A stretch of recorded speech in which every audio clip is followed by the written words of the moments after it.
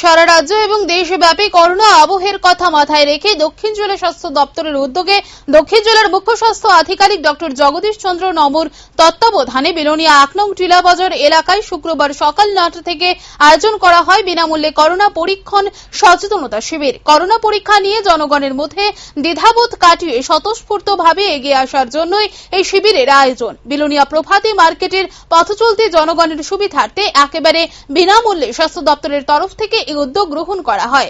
এই সচেতনতা শিবিরের মাধ্যমে জনগণকে করোনার প্রকোপ থেকে সুরক্ষিত রাখার তাগিদে আপৎকালীন সময়ে করোনায় আক্রান্ত রোগীদের জন্য উপযুক্ত চিকিৎসার সুব্যবস্থা রয়েছে বলে জানান দক্ষিণ জেলার মুখ্য স্বাস্থ্য আধিকারিক।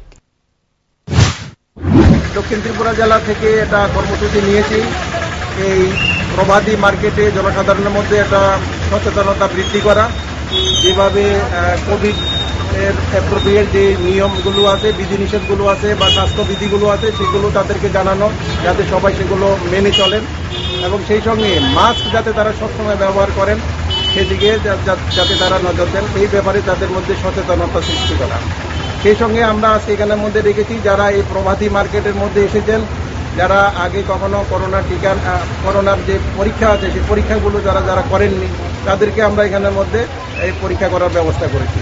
আমরা এখানের মধ্যে যারা আসছেন, বয়স্ক যারা আছেন তাদের এবং যাদের মধ্যে কোনো সাধারণ লক্ষণগুলো আছে তাদের সবাইকে আমরা এখানে টেস্ট করাচ্ছি এবং যদি তাদের মধ্যে কাউকে পজিটিভ পাওয়া যায় তাদেরকে চিকিৎসারও আমরা ব্যবস্থা করে দিচ্ছি। কেমন সাড়া পাচ্ছেন স্যার? এখানে এখনই আমরা শুরু করেছি, আমরা মোটামুটি ভালোই সাড়া পাচ্ছি। অনেকেই আসছেন এখানের মধ্যে এই পরীক্ষা করানোর জন্য এবং আমরা দেখেছি যে বিলোনিয়ার যারা সুদী নাগরিক বিন্দু আছেন তারা ঠিকই এগিয়ে আসছেন এখানে। এখানটা পজিটিভ আসার পরে কি ব্যবস্থা নেওয়া হবে? এখানে যারা পজিটিভ আসবে, যাদের মধ্যে অ্যাসিমটোমেটিক অর্থাৎ লক্ষণ থাকবে না বা মৃদু লক্ষণ যাদের মধ্যে থাকবে তাদেরকে আমরা হোম আইসোলেশনে রাখবো, তাদেরকে চিকিৎসার ব্যবস্থা করব।